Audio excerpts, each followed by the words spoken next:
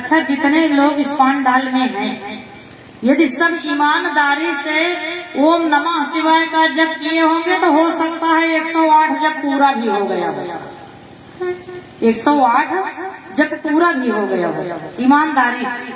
अगर आर्यन भैया की तरफ लेने के लिए गई हैं, उन्हें ये जानना है कि आप नर हो कि नारायण हो, यही जानने के लिए आपकी परीक्षा लेने के लिए गई हैं। भगवान राम जी तुरंत भोलेनाथ को प्रणाम किए। भगवान राम जी कछु महिमा निज प्रकट जनाई, ये मैया तुम मेरी परीक्षा लेने आई हो तो वैसे मैं अपने शक्ति का गलत दुरुपयोग नहीं करता हूँ मैया, यदि तुम आ गई हो तो थोड़ा मेरी महिमा को भी जान लो। भगवान राम जी कौन ऐसी महिमा को मैया सती को दिखा रहे हैं कि जिस मार्ग से भगवती सती आई थी उसी रोड से पुनः भगवान भोलेनाथ के पास वापस जा रहे हैं। आते समय कहीं कुछ नहीं मिला, लेकिन जब पुनः वापस जा रही हैं तो क्या देख रही हैं कि बाएं तरफ बड़ा विशाल मंदिर बना हुआ है, पूरा लाइन से बड़ा विशाल मंदिर बना हुआ है, एक नहीं अनेक मंदिर बने हुए। दाहिनी तरफ देख रही है तब बड़ा विशाल मंदिर बना हुआ है और सारे मंदिरों में भगवान राम जी विद्यमान है। वाम भाग में जनक नंदिनी देवी सीता जी सुशोभित हो रही है, छोटे भैया लक्ष्मण धनुष बाण लेकर के पहरा दे रहे हैं। जब भगवती सती मंदिरों में सत्य स्वरूप जनक नंदिनी देवी सीता के स्वरूप को देखती हैं तो अपने बनाए हुए वेश से लज्जित हो जाते हैं, और जितने मंदिर में देखती हैं सीता जी का एक ही स्वरूप देखती हैं, दूसरा नहीं। तब अपनी बनावटी वेश सुंदरता उनको फीकी लगने लगी। और क्या देख रही है सती जी? बाबा जी लिखते हैं कि जहाँ चेतामयी तहाँ प्रभु आसीना, उस वहीं सिद्धि मोने सप्रवीणा।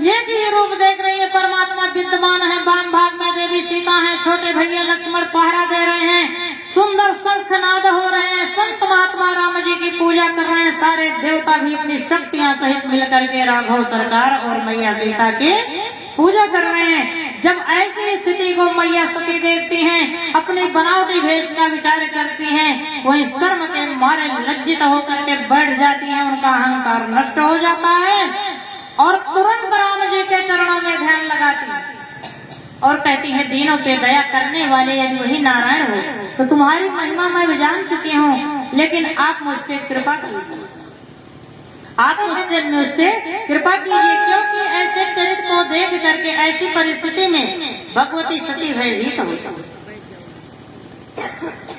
और जब भयभीत होती है ना तो आंख को बंद करके बिल्कुल बैठ जाती है, ध्यान को राघव सरकार के चरणों में लगाती हैं और कहती हैं, प्रभु आप मुझे क्षमा कीजिए। जैसे इतना मैया कहती हैं और जब नेत्र को खोलती हैं तो ना कहीं मंदिर ना कहीं मूर्ति, कुछ नहीं। ऐसे है हमारे राघव सरकार की महिमा, भगवान राम जी की महिमा ऐसे है। और भगवती सती वहाँ से चल रही है तो एक चिंता और सताए जा रही है। वो कौन सी चिंता है? ये प्रभु यहाँ से तो मैं निपट चुके हूँ, भगवान भोलेनाथ के पास पहुँच करके मैं क्या उत्तर दूंगी कि मैं राम जी की परीक्षा लेने गई, परीक्षा में मैं फेल हो गया।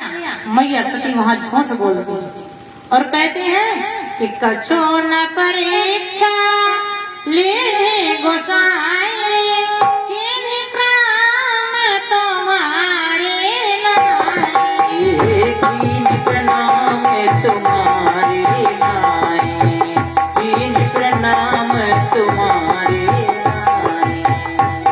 भगवान भोलेनाथ कहते हैं, जब मैं प्रणाम किया तब तो तुमको शर्म लग रही थी, प्रणाम किया ही नहीं।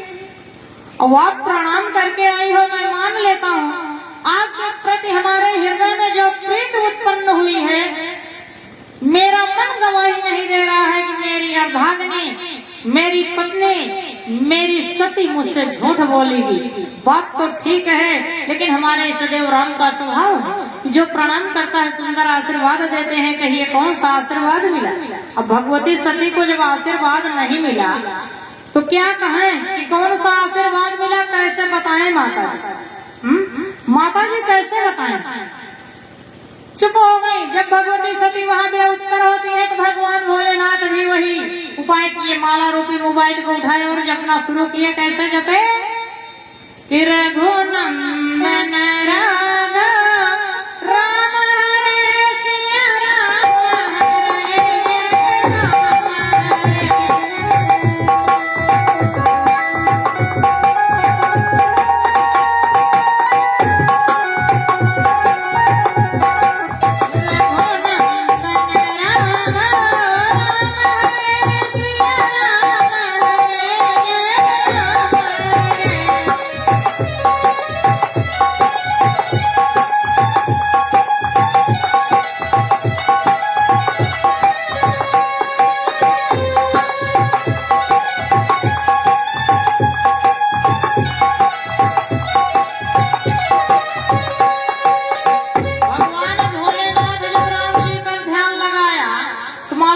मोबाइल से वार्ता हुई कि भगवती सती मेरी परीक्षा लेने आई थी। वहीं भगवान भोलेनाथ के मन में ये बात खटक गई।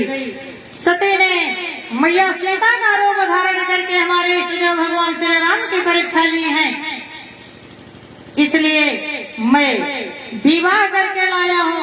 परम सती छोड़ी नहीं जाती और सती के शरीर से मैं प्रेम करूं, ऐसा हो नहीं सकता। भगवान भोलेनाथ वहाँ संकल्प लेते हैं और बाबा जी लिखते हैं कि शिव संकल्प ही मन माहे, यही तन सती भेंट बनाए।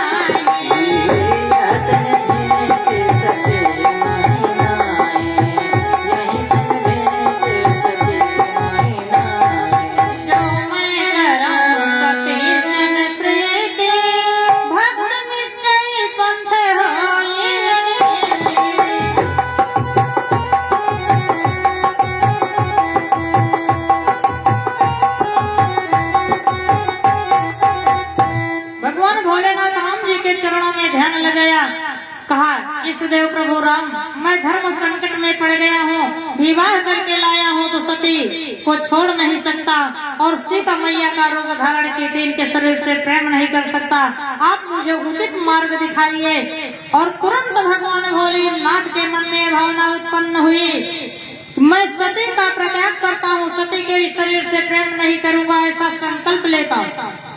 जैसे भगवान भोलेनाथ संकल्प लिए, आकाशवाणी हुई ब्रह्मा जी के माध्यम से और ब्रह्मा जी उजागर कर दिए, मानो जो गुप्त रूप से भगवान भोलेनाथ संकल्प लिए थे वो ब्रह्मा जी जाहिर कर दिए।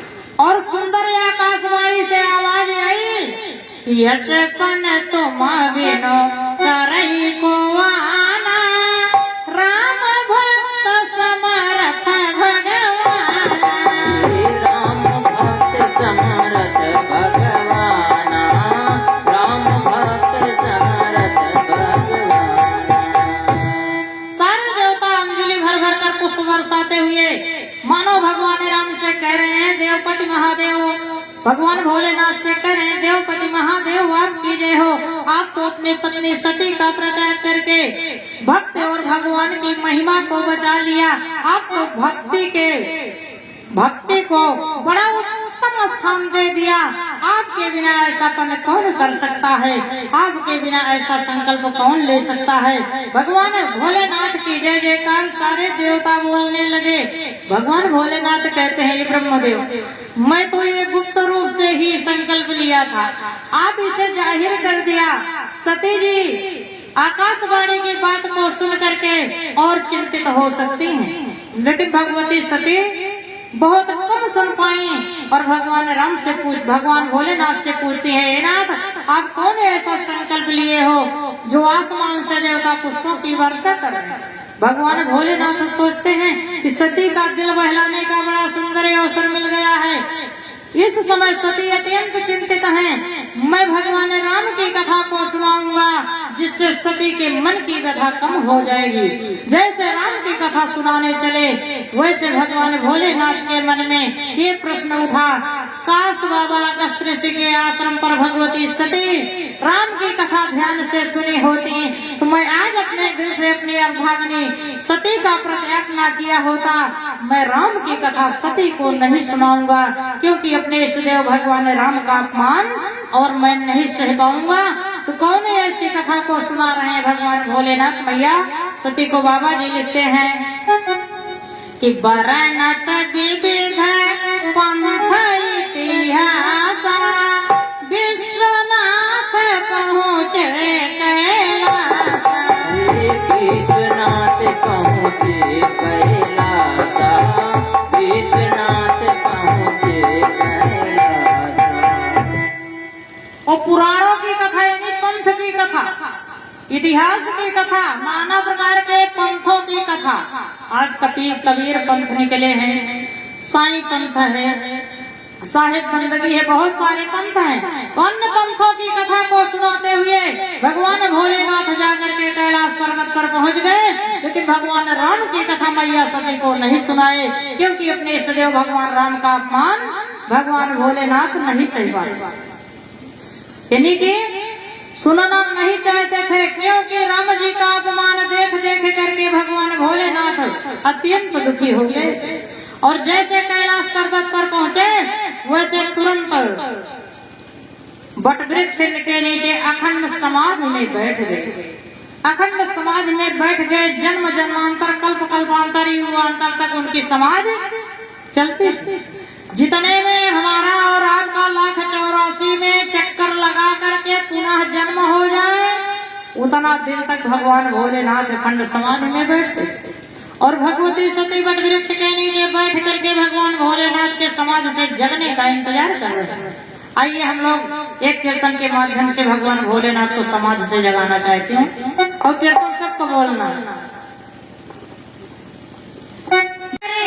भोले बाबा न जाने जगाए हारे, भोले बाबा न जगाए हारे, भोले बाबा न जागे, जगाए हारे, भोले बाबा न जागे।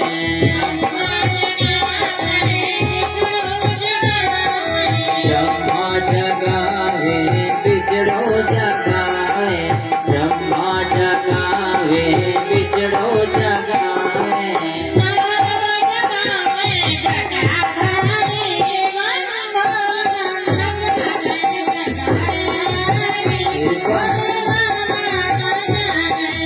जगाए हारे, भोले बाबा न जागे, जगाए हारे, भोले बाबा न जागे।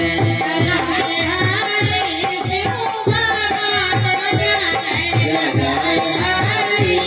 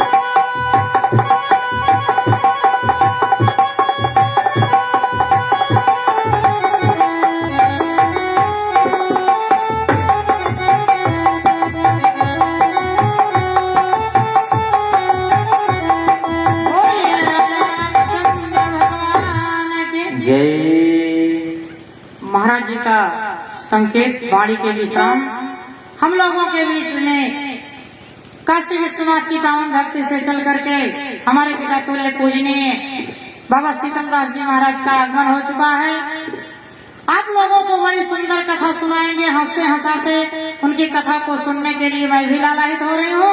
आइए मैं चाहूंगी एक बार इनके लिए जोरदार ताली से स्वागत कर दीजिए, क्योंकि हमारे पास हाथ है बाकी किसी यहाँ है नहीं।